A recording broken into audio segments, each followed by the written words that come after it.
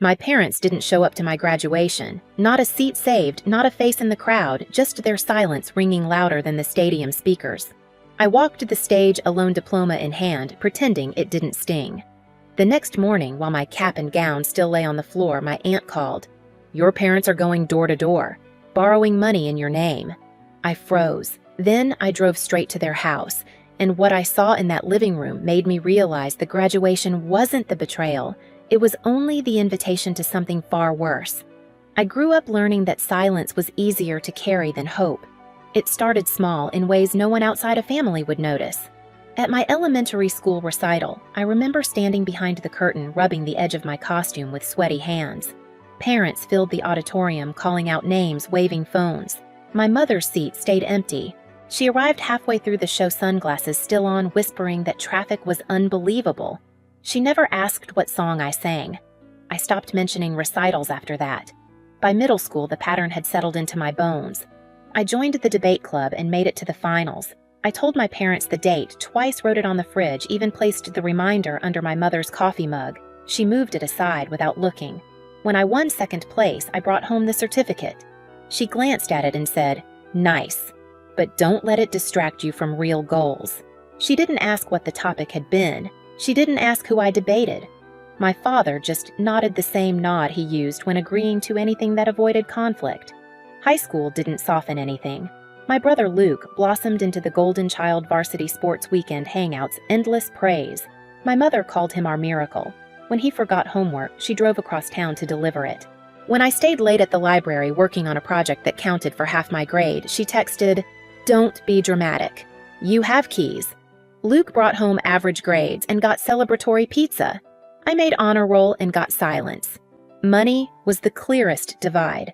During freshman year of college, I worked 2 jobs, early morning shelving shifts at a bookstore and weekend data entry for a local office. I kept every receipt, every payment stub, every small proof that I wasn't a burden.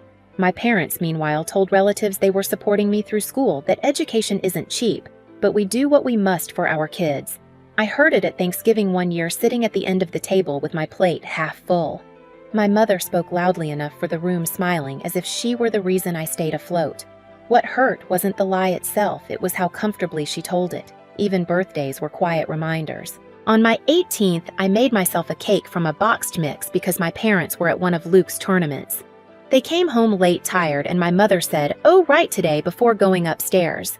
My father placed a hand on my shoulder, then lowered it again, unsure what to say. I blew out the candles alone. There were other moments, small, forgettable to them, unforgettable to me. A college acceptance letter placed under a stack of magazines as if it belonged with junk mail. A scholarship notice that my mother used as a coaster. A night I ran a fever but still went to my shift because missing one meant missing rent. I didn't tell them. They didn't ask. Somewhere in those years, I learned a quiet truth: being overlooked hurts less when you stop expecting to be seen. I didn't realize how much that lesson had shaped me until graduation day. Standing beneath those stadium lights, scanning a crowd that wasn't searching for me, everything I'd lived through folded neatly into one sharp understanding. This wasn't new. It was just the same pattern, finally too loud to ignore. The morning after graduation felt unnaturally still, as if the city hadn't decided to wake up yet. My cap and gown were still on the floor, where I'd dropped them, creased fabric, a tassel curled like a question mark. I stepped over them on my way to make coffee, pretending the sight didn't bother me. The phone rang before the kettle finished boiling. Aunt Helen never called this early. She never called without texting first. I answered anyway. Jade. Her voice sounded like someone holding something uncomfortable in their hands. "Are you awake? I'm here," I said. There was a pause, too long to be casual, too short to be comforting. Then she exhaled. "Your parents are going door to door, borrowing money in your name." I didn't speak. I didn't breathe. The kettle clicked off behind me, the sound strangely sharp in the quiet apartment. "They told everyone you have a high-paying job lined up," she continued. "They're saying you offered to vouch for the loans. Some people already gave them cash." I pressed my thumb to the edge of the counter, grounding myself on something solid. The image of my empty graduation row resurfaced with a different kind of weight. Another buzz interrupted us. A message from a cousin I barely spoke to. Hey, is it true we're supposed to send money to your parents? They said you'll pay us back once you start that job. That job, the one I hadn't even interviewed for yet. Aunt Helen kept talking, explaining which houses my parents had already visited, which neighbors were confused, who believed them and who didn't. Her words blurred into a single slow realization. It wasn't that they forgot me yesterday. It was that they remembered me today only as leverage. I picked up the gown from the floor, the fabric limp in my hands. It still smelled faintly of sun and dust from the stadium. The silence on the line grew heavier. "Jade," she finally whispered, "you didn't know, did you?" "No," I said. My voice didn't shake. I didn't. Another message came through. A neighbor. "Can you confirm this? They said you asked them for help." I let the phone screen dim. "I'll handle it," I told her. And I meant it. For the first time in a long time, I meant it. I didn't move for a long time after the call ended. The apartment held its breath with me. Morning light filtered through the blinds and thin, pale stripes casting shadows across the cap and gown, still in my hands. I folded them slowly, smoothing the creases with my palm, and set them on the chair by the window. The quiet felt deliberate, like it wanted me to hear something I had ignored for years. I opened my laptop. My inbox was filled with automated replies from job applications. Nothing definite, nothing promised. Just a row of maybes lined up like dominoes waiting for a push. If the wrong rumor spread about me owing money, or worse, about being financially reckless, every one of these maybes could vanish. Reputation mattered, especially when you were starting at the bottom. I clicked through bank statements next. Every tuition payment I'd made, every paycheck from the bookstore, every early morning shift, every late-night data entry job. I scrolled through it all until the numbers blurred. There was no sign of my parents' involvement anywhere because they hadn't been there. Not when it counted. A knot formed at the base of my throat. Not grief, not anger, just the cold shape of clarity. My phone buzzed again. More messages asking me to confirm what my parents were claiming. I didn't answer. Instead, I opened a new spreadsheet and began typing. Dates, names, amounts mentioned, screenshots pasted into neat columns. Everything lined up in rows, so clean and clear they couldn't be twisted later. I didn't know exactly what I would do with it, but I knew I needed it. Aunt Helen sent a voice message next. I didn't play it. I saved it directly into a folder labeled simply for later. The kettle on the counter clicked as it cooled. The apartment still smelled faintly of stale steam and the detergent from my graduation gown. I closed my eyes for a moment, letting the air settle. Then I stood up. I moved through my apartment the way someone prepares a room before leaving for a long trip without hurry, but with purpose. I gathered documents from a shoebox under the bed, old pay stubs, scholarship letters, receipts from classes I'd covered myself. I hadn't known why I kept them all these years. Now I did. I placed everything on the kitchen table. The edges of the papers curled slightly from heat or age. I straightened them one by one, my fingers steady. There was a calmness inside me I didn't recognize. Not peace, something colder, something sharper. When the folder was full, I zipped it shut and held it in my hands for a few seconds. It felt heavier than it looked. A text came in from Luke. "Mom said you're being dramatic. Just clear it up. Clear it up." The phrase sat on my tongue like metal. I didn't reply. Instead, I grabbed my keys. The metal was cool against my palm, the familiar weight grounding. For years, I had believed action meant confrontation. Now I understood action could also mean clarity, moving toward the truth without announcing it. Outside, the air carried the faint scent of rain on pavement. I slid into my car, closed the door quietly, and sat without starting the engine. The driveway behind my building was empty except for a lone recycling bin tipped slightly to the side. A wind stirred it, making it wobble. I stared ahead at nothing in particular. The silence inside the car felt different from the silence in the apartment. This one wasn't waiting. It was ready. I turned the key. The engine started with a low hum. I pulled out onto the street, the tires rolling over small stones with soft crunches. The city looked unchanged. People walking, dogs, joggers crossing intersections, cars lined up at stoplights. Ordinary. Unaware. but something in the air felt thinner, as if a thread had been pulled loose and was waiting to unravel fully. My parents lived 15 minutes away. I knew the turns by heart. I had taken them thousands of times as a kid, counting mailboxes, watching the seasons change on the same rows of trees. Today, the drive felt unfamiliar, like I was revisiting a place in a dream rather than real life. Halfway there, I stopped at a red light. A family in the next lane laughed inside their SUV, a toddler beating the back of the seat with tiny fists while the mother tried to hand him a snack. The father glanced at her, smiling. It was such a simple thing being present. I watched them until the light turned green. The closer I got to my parents' street, the more a certain heaviness tightened across my ribs. But it wasn't fear. It was something closer to inevitability. Their house looked the same as always from the outside. Porch light still broken. The planter my mother bought on sale still chipped at the corner. A faded wreath hung on the door, out of season. Ordinary details masking everything underneath. I parked on the curb. The engine ticked softly as it cooled. I stayed still, hands on the steering wheel, eyes on the front door. I wasn't thinking about what I would say. I wasn't planning an argument. I wasn't trying to prepare for excuses I already knew would come. I was listening to myself, to the quiet inside my chest that had grown too full to ignore. I unbuckled my seatbelt, picked up the folder, opened the car door. The air outside was cooler than before, brushing against my cheeks as if to remind me I was here, awake, making a choice I couldn't step back from. I walked up the path slowly, each step deliberate. Cracks in the pavement, stray leaves, the sound of my own breathing. Everything felt unnervingly clear. Before I knocked, I stood still for one final breath, letting the silence settle between my shoulders. Then I lifted my hand.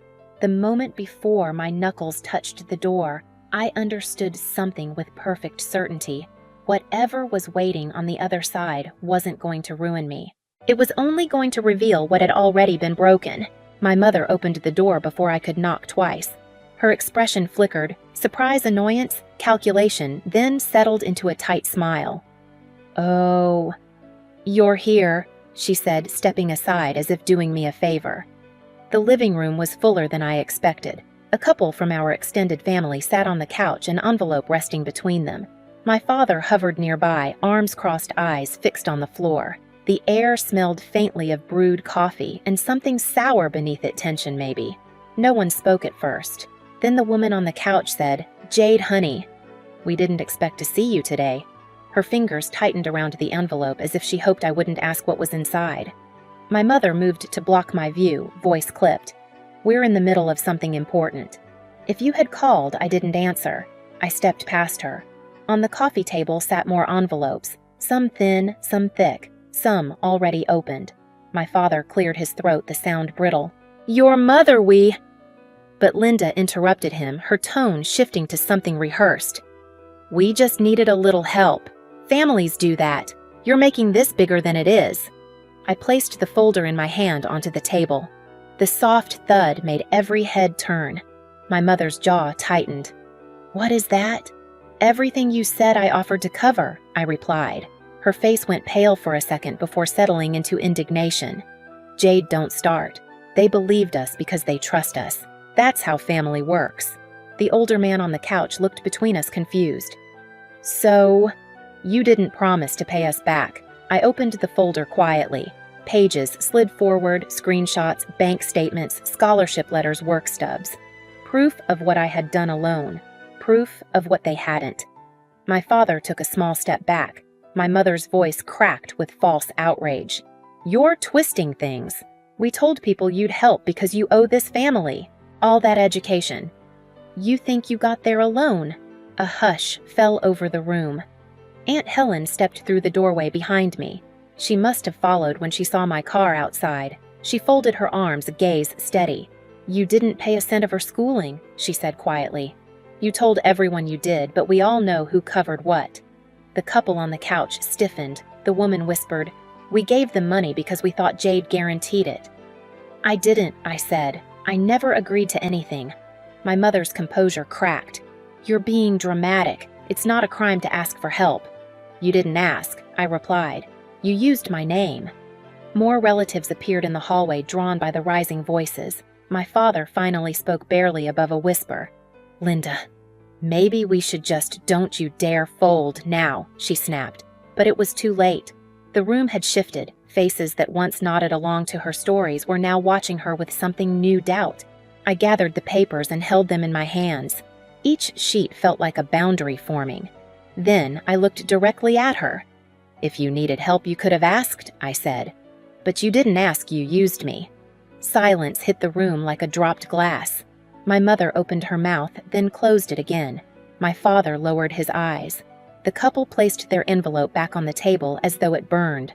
For years, I had been the quiet one. Now, the quiet didn't belong to them. It belonged to me. I didn't remember leaving the house. One moment, I was standing in their living room, the air thick with silence that no one dared to break. The next, I was outside on the porch, the door closing behind me with a muted latch. Evening had crept in without my noticing. The sky over the neighborhood was a muted blue, the kind that appears right before the streetlights hum on. I walked down the steps slowly. The air smelled of cut grass and something faintly metallic spring rain somewhere in the distance. My car was exactly where I'd left it, quiet and waiting. I opened the door and sat inside, not turning the key. My hands rested on the steering wheel, but they weren't shaking. Not anymore. For the first time in a long time, I felt space inside my chest instead of pressure. I drove without rushing, letting the city slip past the windows like a film playing in slow motion. Houses blurred into storefronts, then into the gentle rise of downtown buildings glowing in the dusk. By the time I reached my apartment, the sky had deepened into indigo. Inside, everything looked the same, yet nothing felt the same. The cap and gown were still on the chair by the window. I walked over and touched the fabric lightly. Yesterday, it had felt like proof of effort. This morning, it had felt like the question to a cruel joke. Now, it felt like a boundary I had finally drawn. Over the next few weeks, I moved through life differently, quieter, but not small. I packed my belongings into clean boxes, labeled them neatly, lined them against the wall. I signed paperwork for a job offer that arrived out of nowhere, steady and honest. I found a new apartment across the city, then across another city line, then finally somewhere that felt like starting over. On the morning I left, sunlight spilled across the floor like a soft curtain. I sat on the edge of the bed, breathing in the calm. My phone buzzed once. A short message from my father, "I'm sorry for everything." Then another from my mother, "We should talk." I let the screen go dark. Outside, the air was cool, carrying the promise of something open, something unclaimed. I locked the door to the old apartment, slid the key into my pocket, and walked toward the future that for the first time felt like mine. Some distances don't grow overnight. They reveal themselves the moment you stop shrinking to fit inside them. I used to think silence was something done to me, a space forced around my edges. Now I understand it differently. Silence can also be a doorway, a clean threshold you choose to step through when the old rooms no longer feel like home. If you've ever rebuilt yourself quietly, piece by steady piece, I hope you know there's nothing weak about walking away. And if you're listening from anywhere in the world, tell me this. Have you ever drawn a line you never crossed back over?